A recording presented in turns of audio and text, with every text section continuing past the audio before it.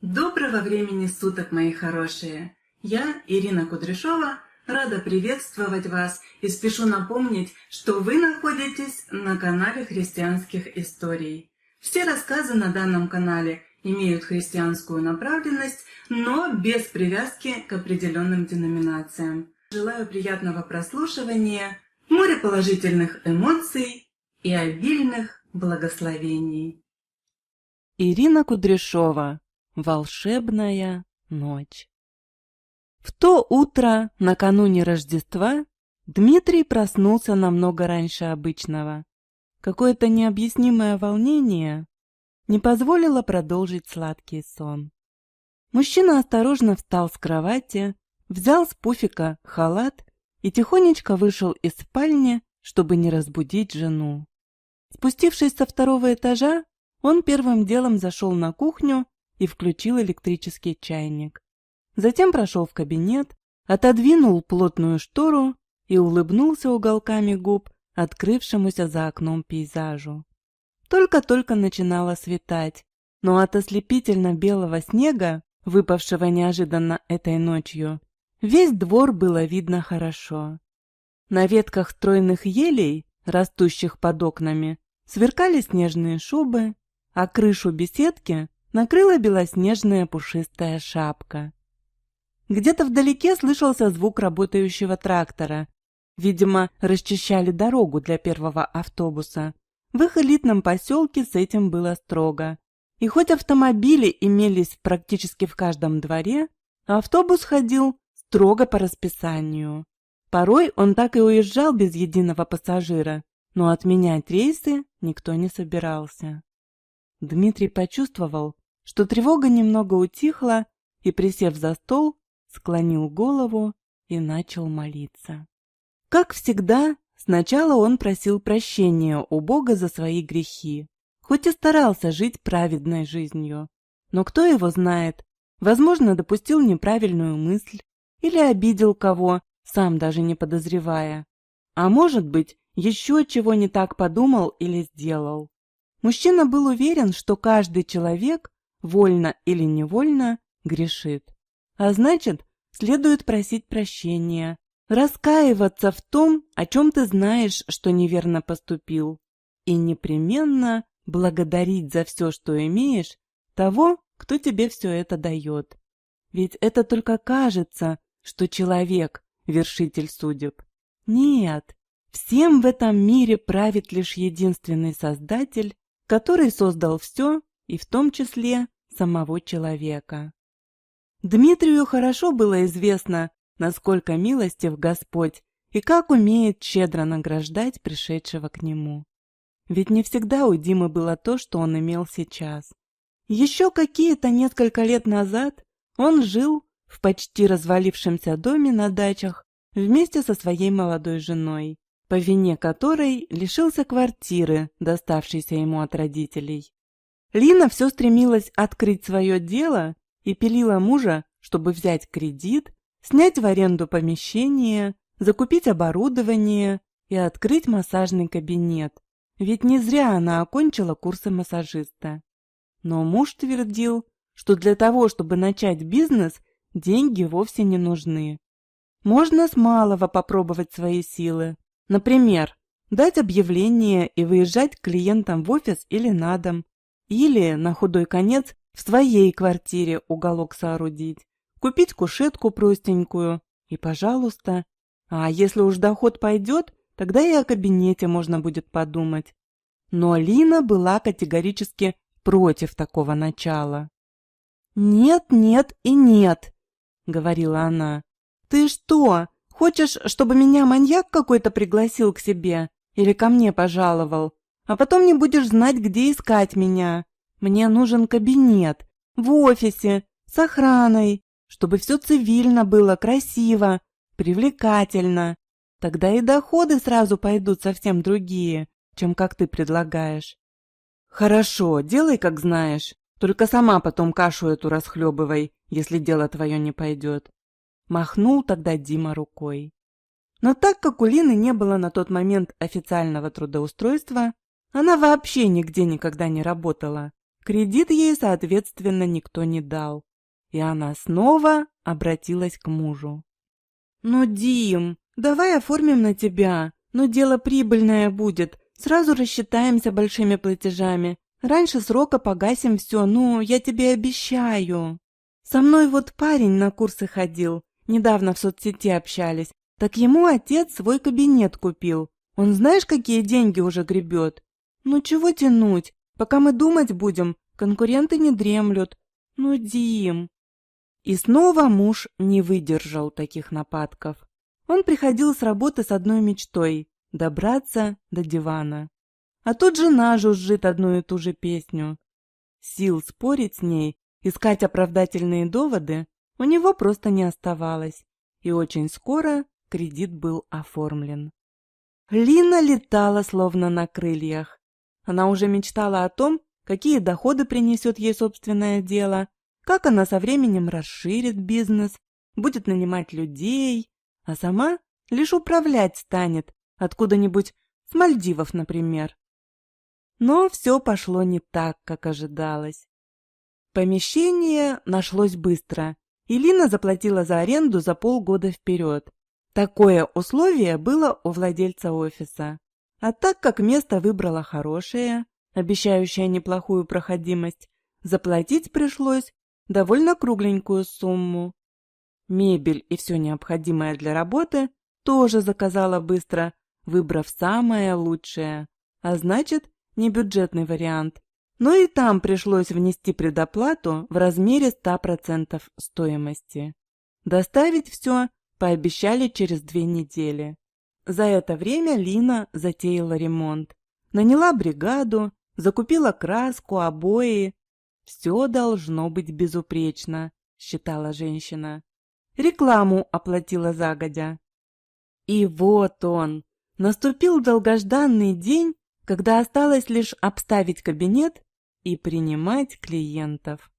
Даже сейф для хранения денег доставили, а вот оплаченного наперед заказа с оборудованием и мебелью все еще не было.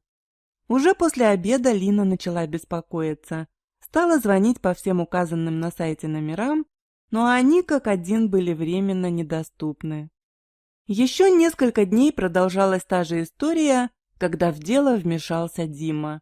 Он обратился к старому приятелю, и тот выяснил, что фирма, у которой Лина сделала заказ на весьма немаленькую сумму, давно уже считается банкротом. Счета открыты на подставных лиц, а чтобы получить назад потраченные средства, следует обращаться в суд по месту нахождения регистрации этой обанкротившейся фирмы. Ехать в другой конец страны и жить там, дожидаясь решения суда, у Лины не было ни желания, ни возможности. Да и гарантий, что дело выигрышное, никто ведь не давал. Ясно было, что бизнес рухнул, не успев даже начаться. Кредиты нужно было платить, а зарплаты Дмитрия не хватало на их погашение. Нужно было и питаться, и на бензин деньги нужны. На работу ему приходилось ездить далеко и только на машине. Ту же коммуналку оплатить. Долги начали расти, как снежный ком.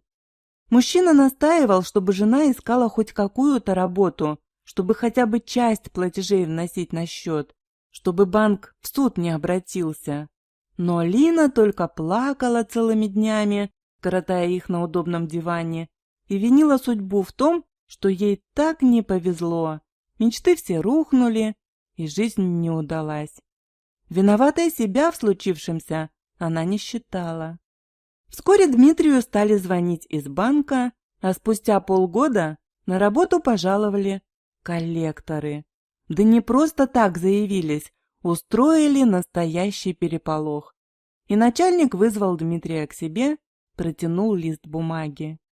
«Пиши, по-собственному, мне проблемы не нужны». «И это не обсуждается», — твердо заявил он, когда заметил, что Дима пытается открыть рот, чтобы что-то сказать. «Но вы ведь знаете меня, Петр Викторович!» Все же попытался оправдаться мужчина. «И тем не менее, пиши!» Домой вернулся мужчина с низко опущенной головой. Жена, узнав об увольнении, принялась еще пуще рыдать, проклиная все и всех. И лишь посмел Дмитрий напомнить, что это по ее вине все происходит, как она накинулась на него, обвиняя в том, что это он, никчемный, не самостоятельный, ненадежный, не сумел обеспечить жене достойную жизнь. И почему она только вышла за него, а не за Леньку Ивлева, который, вон, теперь успешный бизнесмен, и супруга его, как сыр в масле. Дмитрий закрылся в комнате и долго думал, что делать теперь. Недалеко от города была у него старая дачка. Правда, не был он там лет так 5, но другого выхода не видел. На следующий день отправился туда.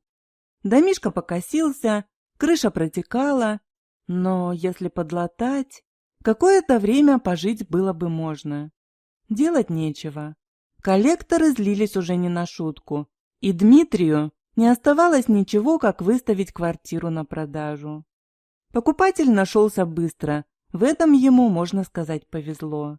Вот только сумма у коллекторов заметно подросла за несколько каких-то дней, но удалось договориться, и, отдав все вырученные с продажи деньги, мужчина вместе с женой переехал на дачу, без копейки в кармане, без надежды на лучшее будущее. После небольшого ремонта появился шанс, что какое-то время дом еще простоит. Дмитрий принялся искать работу, к чему и Лину призывал, но женщина была категорична в своих суждениях о том, что муж обязан обеспечить или, по крайней мере, создать условия супруге для того, чтобы она могла работать на себя, а не на чужого дядю. Как назло, вакансий по специальности не было, а непрофильная работа, без опыта, обещала сущие копейки, на которые не то, что на квартиру не накопишь, а с трудом концы с концами сводить придется. Несколько недель Дмитрий ездил на собеседование, но толку никакого. Деньги, вырученные за старинную вещицу, доставшуюся в наследство от бабушки, неумолимо таяли, а впереди не предвиделось никакого просвета. И вот однажды после очередного неудачного собеседования Дмитрий заехал в храм недалеко от своего поселка. Помолиться хотел, свечку поставить, но что-то сделал, видимо, не так. И старушка в черном платке и длинном платье такого же цвета быстро подскочила к нему, схватила за рукав и принялась выталкивать из храма и ругать, называя его богохульником. Мужчина попытался объяснить, что он пришел молиться Богу, ему нужно. Но старушка, злобно выпроводив его, захлопнула дверь и велела больше не являться, раз не знает правил поведения. Совершенно ничего не понимая, мужчина бросился в лесок неподалеку и, упав на колени под старой березой, принялся истошно плакать и кричать. Он поднял руки к небесам и весь в слезах, продолжая стоять на коленях, до исступления просил о помощи. Он не знал, как правильно накладывать крест на себя, не знал ни одной настоящей молитвы, которые читают люди из молитвослова, но он отчаянно просил не оставлять его в беде, простить, что ничего не знает, не умеет, и спасти.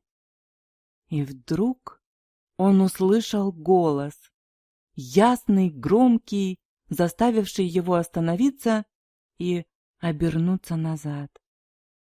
«По вере вашей да будет вам!»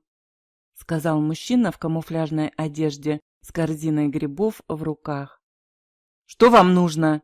— огрызнулся Дмитрий, будто его застали за постыдным занятием и еще посмеялись. «Это слова из Библии», — пояснил добродушно мужчина. «Если просить такой верой, как ты делаешь, то непременно получишь просимое. А вот злиться на людей не стоит. Я с добром. А зло и раздражительность перекрывают потоки благословений. Запомни это». «Кто вы?» — Уже смягчив тон, поинтересовался Дмитрий. «Меня зовут Елисей. Больше часа назад я пришел сюда за грибами и видел, как отчаянно ты молишься. И вот я набрал грибов, возвращаюсь домой, а ты все еще пребываешь в молитве. Я не скажу, что это плохо, если от души идет, но, думаю, ты потерял счет времени. Сейчас гроза начнется, лучше здесь не оставаться». Дмитрий поднялся с колен и недоверчиво посмотрел на Елисея. Мужчина лет 50, с добродушной улыбкой, вроде нормальный мужик. «А вы...» Дмитрий не знал, как правильно задать вопрос, чтобы снова не попасть под раздачу, как в храме несколько часов назад, поэтому тут же осекся. «Когда-то я, вот так же, как и ты теперь, молился Богу о спасении своей никчемной жизни». Не дожидаясь вопроса, начал говорить Елисей. «Не знаю, что тебя заставило пойти на этот шаг, а я тогда спивался по-черному. Жена моя ходила в церковь к протестантам, меня тянуло, говорила, что там молиться будут, мне помогут, но я боялся любой церкви как огня, думал, что меня там завербуют опытные психологи, и, прощай, жизнь, стану я марионеткой. Жена очень долго терпела мои попойки, скандалы, безденежье, и однажды утром я проснулся в полупустой квартире. Она ушла с детьми, а их было 3. И тогда, ты не поверишь, я вот так же убежал в лес. Кричал, рыдал, рвал на себе рубаху. Я не мог ни пить, не мог без собутыльников хоть вечер провести. Не знаю, сколько времени я так же простоял, моля о помощи. Я кричал, что с места не сойду, пока не получу освобождения от этих бед. И вдруг раздался гром среди ясного неба, и полил сильный ливень. У меня по телу мурашки забегали, а в сердце словно благодать сошла. Я почувствовал тогда, будто что-то тяжелое из меня вышло, отторглось, как бы очистилось все внутри. Я до самой ночи стоял неподвижно под ливнем, а когда понял, что жизнь моя больше не будет прежней, отправился домой. Первым делом уволился со старой работы, нашел получше место. Мимо друзей, так называемых, бывших, ходил с сожалением. Жалко их было. А говорить что-то бесполезно, я понимал, сам таким недавно был. В этом деле личная воля нужна, свое желание. Извне никто помочь не сможет. Ну, в общем, на спиртное с той поры уже 1/4 века с равнодушием смотрю. Не надо оно мне, совсем не надо. Жену с детьми вернул, и с той поры живем мы душа в душу. Не скажу, что прямо вовсе не бывает недопониманий, но все решаемо, если вместе поговорить, помолиться. По праздникам хожу с женой в ее церковь. Люди там вполне нормальные оказались, но постоянно не бываю там. Мне проще самому молиться, уединенно, лично с отцом говорить. Дмитрий слушал, затаив дыхание, и уже не боялся задавать вопросы. Он многое узнал тогда от Елисея, поделился вкратце и своей бедой. А когда началась гроза, мужчины обменялись номерами телефонов, и Дмитрий поехал домой, где его снова встретили недовольные высказывания жены и упреки в том, что они скоро по миру пойдут, а он не спешит работу найти, не торопится. Дима не слышал ее воплей. Он вспоминал только те новые чувства, что ему пришлось испытать в момент молитвы, и думал о том, что услышал от случайного знакомого. Спустя пару дней Диме позвонил Елисей и предложил пообщаться по поводу работы. Дмитрий тут же отправился навстречу. Новый знакомый ждал его в парке у входа и сразу начал с дела. «У меня приятель есть, хороший человек. Так вот, случайно от него вчера услышал, что ищет он специалиста по твоему профилю как раз. Но тебе бы лично с ним поговорить. Обсудите нюансы, потестирует твои знания, так сказать. И если все устроит, считай, тебе повезло. Ему не просто работник нужен, компаньон». Дмитрий смотрел на Елисея светящимися от счастья глазами. И хотя ему еще не сказали, что он принят, он знал, он чувствовал, что его молитва услышана, что он прощен. Поблагодарив мужчину, Дмитрий сразу отправился по указанному адресу, где его ждали. И через пару часов они уже обсуждали с компаньоном все нюансы дальнейшего сотрудничества. С того момента жизнь стала стремительно меняться. Дмитрий проводил немало времени на работе, но его предложения, идеи, проекты приносили колоссальные прибыли, и вскоре они с женой смогли снять неплохую квартиру, а через 3 года переехали в новый дом. «Раньше я тебе не говорил, но ты для меня настоящее благословение. Я ведь за несколько дней до встречи с тобой отчаянно молился, чтобы Бог послал мне толкового человека. До этого столько раз оболтусы попадались, все никак не получалось наладить дело. И тут случайно с Елисеем разговорились, он твою кандидатуру предложил. А как только ты вошел в кабинет, я сразу понял, что тебя Господь привел», — сказал однажды Игорь, Димин компаньон. «Не поверишь, я тоже тогда был в безумном отчаянии, и после молитвы, кстати, первой в моей жизни, мне позвонил Елисей». Теперь мужчина точно знал, что только Бог способен в одночасье решить любые задачи. Он каждое утро проводил время в молитве, просил прощения, благодарил за все, а уж потом обращался с какими-то просьбами. Вот и теперь он благодарил Господа за все, что имел, и просил показать, отчего в его сердце поселилась такая тревога. Вдруг в глубине души он начал понимать, что с Линой что-то плохое может случиться. И тогда он принялся молиться Богу, чтобы смилостивился над его строптивой непокорной женой. Лина продолжала вести себя предвзято и капризничала по всяким пустякам. Она по-прежнему уговаривала мужа, чтобы купил для нее массажный кабинет, и она начала бы свое дело.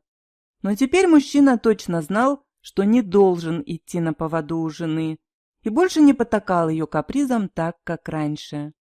«Ты сама всегда твердила, Лина, что муж должен обеспечивать жену. Теперь мы не нуждаемся ни в чем. Господь благословляет нас весьма обильно. Так давай не будем гневить его. Вспомни, к чему привели уже когда-то твои необузданные желания. Не дай Бог снова оказаться в таком бедственном положении. Лучше открой свое сердце для Христа, очисти душу, найди интересное занятие и занимайся дома чем-нибудь. Нам и о детях бы уже пора подумать». Пытался разговаривать с женой Дмитрий, но та лишь недовольно фыркала в ответ. «Я пока не обезумела, как ты. Какой Господь? О чем ты говоришь? Все это лишь случайные совпадения. Ты случайно встретил Елисея, тот случайно узнал о твоих трудностях. Игорь случайно рассказал ему же о своих. Так и сошлись случайности. Вот и все. Нет ничего сверхъестественного. Просто у тебя мозги перевернулись, а я не хочу тебе уподобляться». Вот и вчера они в очередной раз повздорили. И все из-за того, что приближалось Рождество. И Елисей с Игорем пригласили Дмитрия с женой на праздник в церковь. Дмитрий там бывал уже не раз, но без Лины. Успел познакомиться с некоторыми людьми, время общения с которыми пролетало незаметно и было приятным и полезным. И вот Дмитрий позвал Лину на праздник, но она устроила скандал. «Ты ходишь в свою секту? Вот и ходи молча, а моей ноги там никогда не будет. Уясни и больше не смей поднимать эту тему». Лина, это вовсе не секта. Если бы ты пообщалась с этими людьми, то многое бы поняла. Церковь в переводе, кстати, означает «собрание верующих». Понимаешь? Ну, не хочешь ты идти со мной? Хорошо, настаивать не буду. Но ты хотя бы Библию начни читать, Новый Завет. Тебе многое станет понятно. Все равно ведь дома сидишь, скучаешь. Прочти. Ради меня, ради нашего счастья. Но Лина взбешенно потребовала закрыть навсегда эту тему и отправилась спать в дурном настроении. Больше всего сейчас Дмитрий боялся, чтобы не пришло на нее наказание за такие резкие высказывания, и ходатайствовал перед Богом за нее, молил простить ее и помочь ей изменить свое мнение по поводу истинного христианства. Получив облегчение после молитвы, Дмитрий принял душ и выпил кофе. Собираться на работу было еще рано, поэтому он решил почитать Библию, устроившись удобно в кресле в гостиной возле нарядной елки. «Не спится?» – недовольно пробормотала жена, спускаясь по лестнице, украшенной мишурой. «Доброе утро!» – ответил Дмитрий, стараясь не обращать внимания на тон супруги. «Кофе еще не остыл». «Ага», – ответила женщина и взяла в руки чашку. «Я сегодня хочу в бассейн сходить. Буду поздно. Заскочу еще на маникюр, а там запись только на вечер. Ужин закажи на двоих, но меня не жди. Сам поешь, а я позже». «Хорошо», – ответил мужчина, поднялся с кресла и подошел к жене. Он нежно обнял ее за талию, поцеловал в макушку и прошептал: «Лина, ты замечательная женщина, но не старайся вести себя хуже, чем ты есть на самом деле. Тебе не идет». Женщина цокнула языком, налила кофе и, пройдя к креслу, в котором недавно сидел супруг, взяла с подлокотника Библию и бросила на ковер. Дмитрий вернулся, поднял и положил священное писание на стол. «Никогда не делай больше так». Он выдержал паузу и строго посмотрел на жену. «Пожалуйста». Поднявшись наверх, Дмитрий переоделся, положил на тумбочку жены бархатный футляр с новыми сережками. Он часто делал ей подобные сюрпризы. И записку: «Ты самая лучшая». Мужчина знал, что Бог благословляет нерушимые союзы. И как бы ни складывались в семье отношения, нужно стараться создать уют, взаимопонимание и сохранить любовь и верность. И хотя Лина оставалась прежней снежной королевой, он продолжал надеяться и верить, что когда-то все переменится к лучшему. И он молился за нее. «До вечера, родная!» — крикнул Дмитрий жене, которая в это время принимала душ. «Ага!» — ответила все с тем же недовольством Лина. Снега намело очень много. Дмитрий завел автомобиль, взял лопату в гараже и прочистил тропинку от крыльца до калитки. Потом повернулся к дому, мысленно благословил свою жену и отправился в офис. Через час он получил фото от Лины, на котором она демонстрировала новые сережки. Конечно, благодарность она посчитала излишней, но Дмитрий все же ответил: «Тебе идет, королева». А еще через пару часов раздался звонок с номера жены. «Да, родная». «Это я, соседка ваша», — услышал Дима незнакомый голос. «Я нашла вашу супругу без сознания во дворе. Я позвонила в скорую». «Я сейчас буду», — совершенно ничего не понимая, ответил Дмитрий. «Нет, подождите, они уже подъедут с минуты на минуту. Вам, наверное, лучше в больницу поехать сразу. Давайте так, я вам перезвоню, как только узнаю, куда ее повезут». Дмитрий предупредил Игоря, что уезжает, и, сев в машину, склонил голову и принялся молиться. Вскоре снова позвонила соседка, на этот раз со своего телефона, и сообщила, что Лину увезли в 5-ю городскую, Она по-прежнему без сознания. Дмитрий поехал туда. Скорой еще не было, а когда машина заехала во двор с сиреной, он понял, что все серьезно. Из дверей приемного покоя сразу выскочили санитары с каталкой и, переложив на нее супругу Дмитрия, моментально повезли внутрь. Дмитрий заскочил следом. «Мужчина, вы куда? Нельзя! Стойте!» — закричала пожилая женщина в белом халате. «Мне надо! Жена моя!» — бормотал Дмитрий. «Подождите здесь, ее сейчас врачи осмотрят, обследование проведут, тогда уж доктор с вами и поговорит, а пока только ждать». Дмитрий покорно присел на кушетку, стоящую в уголке, и, опустив на руки голову, снова начал молиться.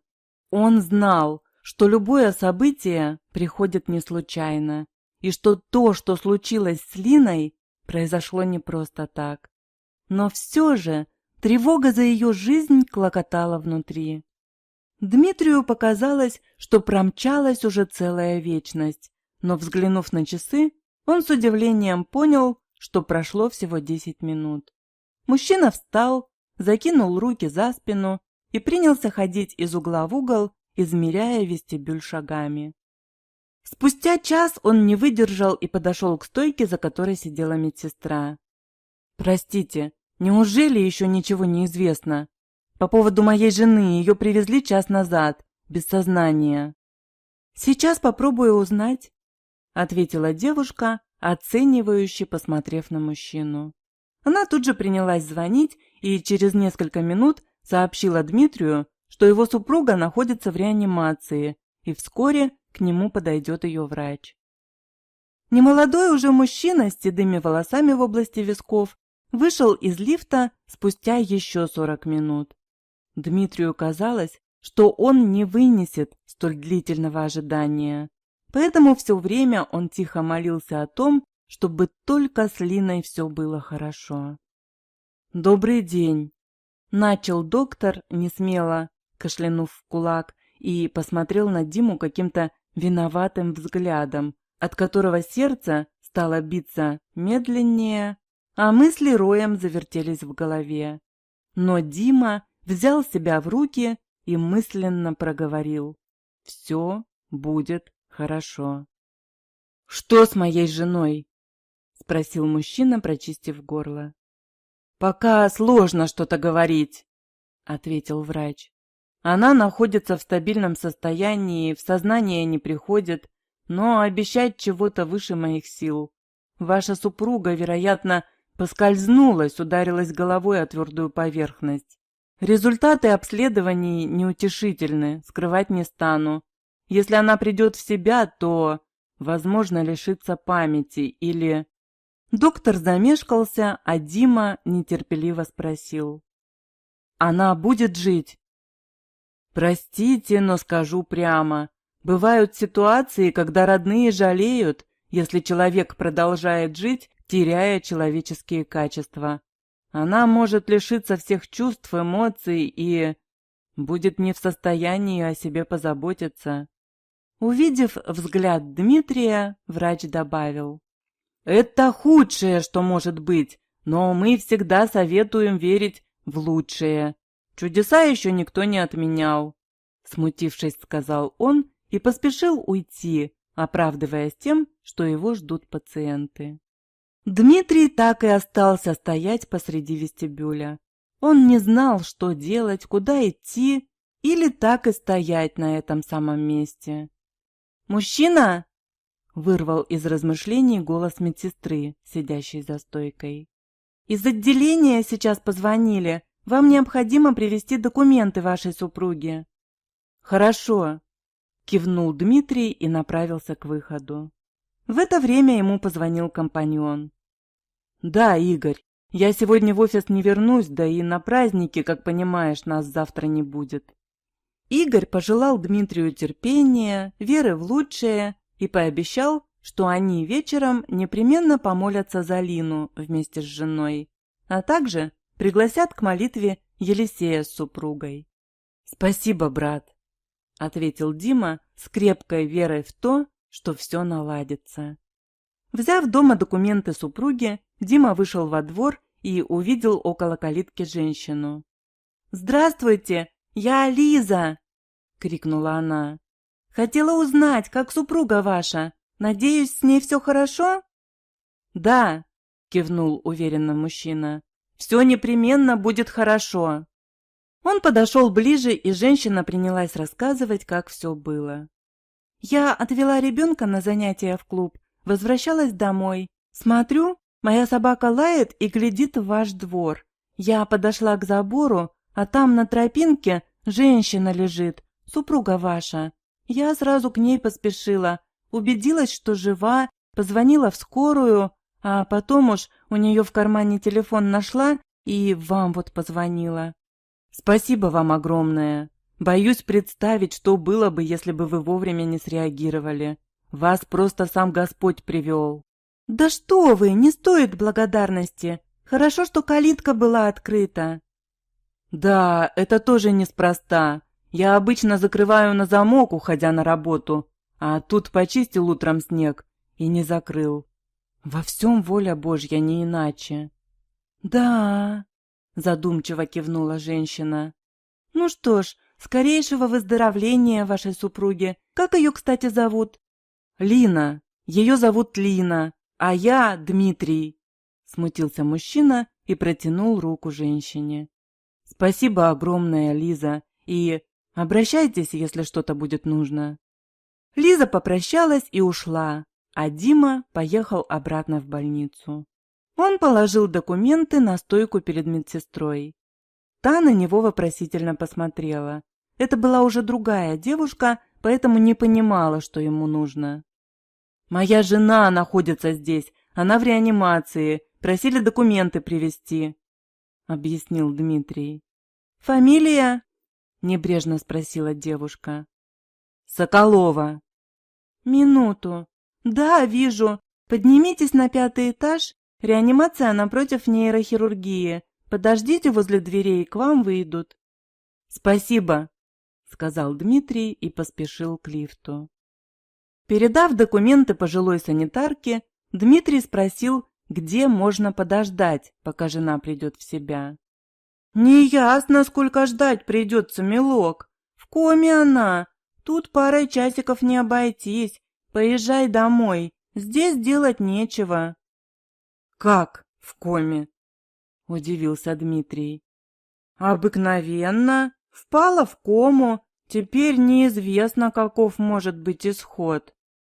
«А с доктором могу поговорить?» — с трудом произнес Дмитрий, потому что горло сковало болезненным спазмом. «Они сейчас на операции, не скоро будут. Завтра приходи». Дмитрий молча кивнул и отошел в сторонку, а санитарка тут же скрылась за дверью. Сжав виски руками до легкой боли, Дмитрий подошел к балконной двери в коридоре, опустился на колени, не обращая внимания на проходящих мимо людей, и, подняв руки вверх, начал молить Бога о том, чтобы спас Лину, несмотря ни на что. «Боже, прости ее грехи!» — отчаянно просил мужчина. «Я знаю, что когда человек не в состоянии просить сам за себя, мы можем ходатайствовать за него перед тобой, Отец. И мне позволь сейчас воспользоваться этим правом и просить за Линочку, жену мою. Я знаю, многим грешна она, и все же прости и отпусти ее грехи, спаси ее бедную душу, исцели ее тело, наполни дух ее благодатью Твоею. Не оставь молитву мою неуслышанной, Господи, помоги моей супруге выбраться оттуда, где сейчас она находится. Помоги ей познать истину и стать такой, какой бы Ты желал ее видеть, мой Бог. Грядет великий праздник, когда миру родился Спаситель, и я взываю к Тебе. Помоги, спаси, не оставь ее душу во тьме. Спаси и сохрани, и да будет воля Твоя в нашей жизни. Во веки веков, слава и хвала Тебе, Отец Небесный. Во имя Сына Твоего молюсь и благодарю за то, что слышишь меня. На тебя единого уповаю. Аминь. Люди проходили мимо, удивленно поглядывая на Диму, но ему было все равно, что они о нем думают в этот момент. Поднявшись с колен, он почувствовал себя опустошенным, словно силы покинули его, будто он поделился ими с супругой. И эта благодатная пустота укрепляла его в вере в то, что все должно быть хорошо. Он присел на подоконник и задумался.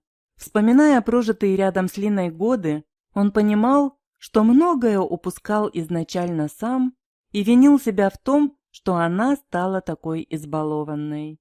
Но главное было то, что они вместе пережили все трудности, что она не сбежала, когда приходилось жить на даче и питаться одной лишь картошкой. Она не бросила его, значит, любит, значит, не все потеряно, и он будет бороться за эту любовь. Он закрыл глаза и снова мысленно начал взывать к Всевышнему, прося прощения за свои упущения, молясь за исцеление жены и их с ней отношений. Она заслужила этого, сама виновата. Он не станет помогать ей. Она не хотела признать его. Зачем он станет вытаскивать ее оттуда? А ты совсем тут ни при чем. Найдешь себе другую, более достойную. Дмитрий гнал от себя эти мысли, которые обычно кажутся своими, но на самом деле их навязывает князь мира сего, как его называют. И выходить на поединок с ним всегда небезопасно. Дмитрий чувствовал, как на лбу выступали крупные капли пота, а во рту пересыхало от волнения и собственного бессилия. Но он собирал все оставшиеся силы и давал достойный отпор этим безумным навязчивым мыслям, приходящим извне. На город незаметно опустился вечер. В свете фонарей за окном подмигивали белоснежные снежинки. Приближалась волшебная рождественская ночь, и Дмитрий ждал от этой ночи чуда. «Мужчина, здесь нельзя находиться, покиньте помещение!» строго сказала грузная женщина, застегивая на ходу пальто и направляясь к лифту. «Хорошо, я уйду. Сейчас. Еще недолго. Мысли соберу и...» пообещал мужчина, когда женщина уже скрылась за закрывшимися дверями лифта. Он вновь присел на подоконник и решил, что будет оставаться здесь, пока не прогонят. Он должен быть как можно ближе к Лине. Дмитрию казалось, что так ей проще чувствовать его поддержку. И хоть она находилась в коме, она должна ощущать его любовь, его пылкое желание вернуть ее, вырвать из лап нежданной беды. Хоть и знал, что все зависит лишь от Бога, и верил, что Он ответит на его мольбы.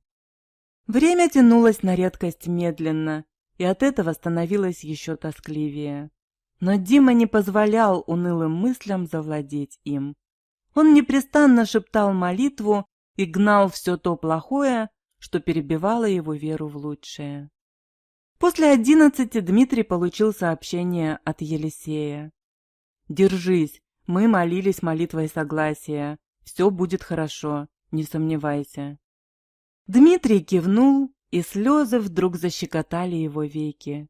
Он вытер глаза и написал в ответ: «Аминь». Услышав звук резко открывшейся двери, Дмитрий машинально повернулся. Из реанимации выскочила молодая девушка в белом халате и шапочке с марлевой повязкой на лице и побежала в отделение напротив. Через несколько минут она бежала обратно уже не одна. С ней был мужчина средних лет. Они о чем-то взволнованно говорили на только им одним понятном языке. Дмитрий несмело подошел к двери, которая за ними медленно закрывалась при помощи доводчика, и заглянул внутрь. По длинному коридору бегали люди, слышались голоса. «Давление падает! Срочно! Кислород! Пульс!» Внутри кольнуло острой болью, когда девушка, выбежавшая из палаты, помчалась к двери, набирая на ходу в телефоне номер. «Срочно операционную готовьте! Срочно! Соколова! Да!» Дмитрий присел, оперевшись спиной о холодную стену, и рвано выдохнул. «Я верю тебе, Боже!» Больше ничего он не мог сказать. Он не мог думать, не мог даже подняться на ноги. И лишь когда услышал звук колесиков каталки, приближающейся к двери по коридору, а потом резкий крик: «Мы теряем ее! До операционной не успеем довести!»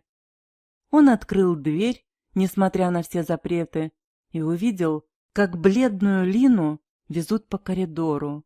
Медсестра бежит рядом, держа стойку с бутылками, из которых в вену женщины поступала прозрачная жидкость. На Диму никто не обратил внимания. Ему казалось, что все происходит в замедленном сне. «Это конец!» — шепнул ему противный голос невидимого существа. В это время будильник на телефоне сообщил о наступлении полуночи. «Убирайся вон, сатана! Это начало!» — громко сказал Дмитрий, и санитары резко остановились, уставившись на женщину на каталке. Медсестра перекрестилась и выронила стойку из рук. Дмитрий бросился к ним. Лина лежала с открытыми глазами, улыбалась, а по щеке ее текли струйкой слезы. Она облизнула пересохшие губы и с трудом выдавила из себя слова. «Димка, спасибо!» Она снова прикрыла глаза и замолчала. «Этого не может быть!» – ошеломленно повторял пожилой доктор, вытирая со лба пот и разглядывая показатели приборов на теле Лины. «А вы что здесь делаете?» – спросила медсестра, подбоченившись, словно только что увидела Дмитрия. «Это реанимация! Немедленно выйдите, или охрану позову!» Дмитрий слегка кивнул, приложив руки к груди и сказав: «Лина, я очень люблю тебя», поспешил к выходу. За дверью он присел на тот же подоконник и принялся благодарить Бога за чудо, славить Его за то, что отправил в этот безумный мир своего единородного сына, дабы спасти человечество от бед, болезней и грехов. Через некоторое время из отделения вышел дежурный врач и подошел к Дмитрию. «Не знаю, что сказать». Он нервно поправил очки и посмотрел в окно. «Провели экстренно повторное обследование. Все показатели в норме. Как такое могло произойти, нам не понять. Она была уже на грани. Не думали, что даже операция поможет. А тут такое чудо! Иначе не скажу». Потер ладони врач и похлопал Дмитрия по плечу. «Как говорится, в рубашке супруга ваша родилась». «Бог силен совершать чудеса», — уверенно ответил Дмитрий. «Спасибо вам за все». «Ну что ж, поезжайте домой, молодой человек. За супругой вашей еще требуется наблюдение. Странно все это, однако. Как бы...» «Ничего, ничего. Поезжайте, утро вечера мудренее, как говорится». Дмитрий кивнул, еще раз сердечно поблагодарил врача и повернулся к лифту. Дома он долго не мог уснуть. Спустился вниз, взял в руки Библию и читал почти до самого рассвета. Уже под утро прилег в гостиной на диван и задремал. Разбудил телефонный звонок. Взглянув на экран, Дмитрий подскочил, как ошпаренный. Почти 12 дня. Он уже забыл, когда так крепко спал. Звонили из больницы. «Дмитрий Васильевич, вы можете забрать домой свою супругу. Повода оставлять ее в больнице больше нет. Случилось невероятное, мы все просто в шоке. Но факты говорят сами за себя. Она совершенно здорова». «Спасибо огромное! Буду через полчаса! Спасибо!» Возбужденно говорил Дмитрий, надевая на ходу куртку. По пути он заехал в магазин, купил красивый букет белых роз для Лины и огромный торт для медперсонала. Увидев жену, Дмитрий даже потер глаза. Ему показалось, что она преобразилась, похорошела. Даже без макияжа Лина выглядела просто шикарно. Вечную угрюмость на ее лице сменила выражение радости и умиротворения, что и приукрашало ее черты. Она приняла букет, поцеловала мужа и загадочно заглянула ему в глаза. «Во сколько праздник в церкви начинается? Я успею привести себя в порядок?» Дмитрий удивленно перевел взгляд на часы. «Есть еще часа 4 в запасе». «Отлично! Тогда я на маникюр, заодно прическу сделаю. Завезешь?» «Конечно!» Дмитрий удивлялся ее новому образу, изменившейся интонации, блеску в глазах. «Не просто завезу, подожду тебя даже». «Спасибо!» — улыбнулась Лина, и ее улыбка согрела душу и наполнила ее надеждой на то, что впереди ждет только лучшее. Из салона супруги поехали домой. Перекусив, Лина надела самое любимое платье и украшения, подаренные мужем. «Ну, как я выгляжу?» — несмело спросила жена, а Дмитрий замер от восторга. «Как всегда, даже намного лучше, королева моя!» Он взял ее на руки и понес к машине. Помещение церкви было украшено еловыми ветками, красными гроздьями рябины, мишурой и гирляндами. Все вокруг блестело и сверкало. Люди улыбались друг другу, и не было среди них тех зануд, которыми еще недавно Лина представляла всех верующих. Когда все собрались, суета поутихла, на сцену вышел человек в белой рубашке, костюме и галстуке и тепло поприветствовал всех присутствующих. «Друзья, мы собрались сегодня здесь, чтобы в очередной раз вспомнить о том, что много сотен лет назад родился миру Спаситель. Сей есть Христос Господь».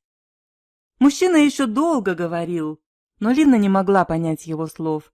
По ее щекам текли безудержные слезы, а души словно касалась легкая неведомая сила, очищающая ее от той серости, что заполняла прежде. Когда человек в костюме, как потом узнала Лина, это был пастор церкви Владислав Ильич, закончил свою речь, он предложил выйти тем, кому есть что сказать. И Лина, не задумываясь, вскочила с места и прошла вперед. Дмитрий приподнялся от неожиданности и снова присел. Лина встала возле микрофона и несмело начала говорить. «Мне есть что сказать. Еще вчера я и мысли допустить не могла, что вообще приду на этот праздник, но случилось то, что изменило мою жизнь за считанные часы. Я спешила в бассейн, поскользнулась, упала и сильно ударилась головой. С того момента я не помню того, что происходило в реальности, но помню то, как услышала громкий голос, словно гром. Я стояла одна среди белоснежного огромного поля, уходящего далеко за горизонт. Мне было страшно, и голос сказал, что я напрасно отвергаю его. Сказал, что я живу неправильно, что я не ценю своего мужа. Она взглянула на Дмитрия и смахнула слезу. Он говорил мне то, от чего на сердце становилось больно и тоскливо. Он как будто вытаскивал из меня очередную гадкую жабу каждым своим словом. Никогда мне не было так стыдно, как там, на этом бескрайнем поле. И мне хотелось жить, чтобы все исправить. Голос сказал, что отпустит меня ради мужа, который любит меня и всегда просит для меня спасения. Но в тот момент я услышала другой голос, не такой громкий, но сильно пугающий. Он говорил, что не стоит меня отпускать, что мой муж сможет найти достойнее кандидатуру, а я заслуживаю только той жизни, к которой стремилась. И он показал мне яму с кучей змей, жаб и разного смрада. Я хотела закричать от страха, но не могла этого сделать. Громкий голос сказал, что мой муж не заслуживает тех страданий, которые ему пришлось бы пережить, если меня не будет рядом. Потом голоса смолкли, и я видела, как Дима борется с огромным мерзким великаном. Ему было трудно, он падал, но снова поднимался и продолжал бороться. За меня. Он победил, и громкий голос снова разрезал тишину. Он сказал: «Я отпускаю тебя, измени свою жизнь». Я почувствовала, как меня словно выбросило откуда-то, будто я заново родилась. Только теперь я смотрела на мир другими глазами. Мне трудно это признавать, но Бог есть, Он велик, и только от Него зависит наша жизнь, которую стоит ценить. А также следует ценить родных и близких, ведь мы не знаем, сколько времени продлится эта близость. Моя жизнь круто изменилась, но столько времени потеряно напрасно, и теперь я каждую минуту буду стараться все исправить. Отныне моя жизнь принадлежит Господу Отцу и Сыну Его, Иисусу Христу. Она посмотрела на мужа. «Прости меня, Димочка, я никогда не говорила тебе, но я очень люблю тебя». Лина разрыдалась, а зал заполнили аплодисменты. Все присутствующие поднялись со своих мест. Дима поспешил к жене, обнял ее и увел в сторону. Люди принялись накрывать на столы, заиграла музыка, запел хор. А супруги еще долго стояли в объятиях друг друга, наслаждаясь этим неповторимым моментом.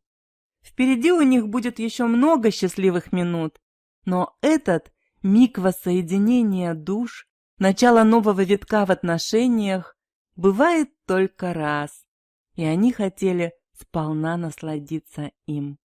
«Прости меня за все!» Наконец смогла вымолвить Лина.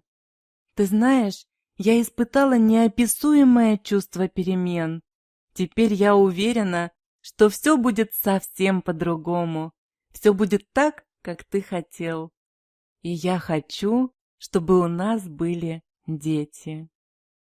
Спустя 9 лет у Димы и Лины было 4 детей. 3 старших мальчика и маленькая девочка, которая появилась на свет в рождественскую волшебную ночь. Но они решили, что на этом не остановятся. Супруги планировали, что в семье должно появиться еще как минимум 2 девочки. «А если это будут снова мальчики?» – спросила Лина. «Значит...» Дмитрий немного подумал и улыбнулся. «Детей у нас будет гораздо больше». За окном шел снег. Дом уже украсили еловыми ветками, гирляндами, гроздьями рябины. Дети мирно спали в своих кроватках. Подарки были разложены под нарядной искусственной елью. А влюбленные, как в юности Дима и Лина, стояли у окна, крепко обнявшись, и любовались красотой волшебной ночи, уверенные в том, что впереди их ожидает еще не одно чудо. Спасибо всем огромное за просмотры, лайки и комментарии. Не забудьте подписаться на канал и подключить колокольчик оповещений. Я не прощаюсь с вами, а говорю: до новых встреч в следующем видео. Всего вам доброго, мои хорошие!